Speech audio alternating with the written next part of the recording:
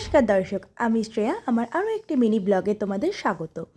আজকে কুমড়ো দিয়ে এমন একটা রেসিপি করে দেখাবো, হরপ করে বলতে পারি এই রকম রেসিপি তোমরা খুব কম মানুষই খেয়েছো।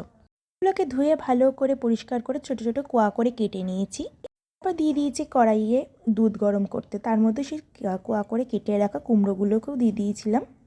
কুমড়োগুলোকে বারবার ঢেকে ঢেকে সেদ্ধ করে ভালো করে মিশিয়ে নেব, যাতে তাড়াতাড়ি সেদ্ধ হয়। আমাদের কুমড়োগুলো ভালো করে সেদ্ধও হয়ে গিয়েছে, মিশে গেছে একদম। তো এবার ভালো করে আমরা পাক দিয়ে দেবো। তাতে এবার দিয়ে দেবো স্বাদ মতো চিনি। আমরা সব চিনিটা দেবো না, এতটা রেখে দিলাম। এবার এটাকে ভালো করে বা স্বাদ মতো যে যেমন মিষ্টি খেতে পছন্দ করো তারা সেইভাবেই চিনিটা দেবে। যাদের সুগার আছে তারা পারলে একটু কম চিনি দেবে, কিংবা চিনির বদলে অন্য কোনো কিছু ব্যবহার করতে পারো। এবার দিয়ে দিয়েছিলাম ঘি। এবার ঘি দিয়ে ভালো করে নাড়িয়ে চাড়িয়ে, এটা কী বানাচ্ছে তোমরা বলতে পারবে? দিয়ে দেবো কাজু আর কিশমিশটাকে কেটে তার মধ্যে, আর দেবো 10 টাকা দামের গুঁড়ো দুধের একটা প্যাকেটকে কেটে।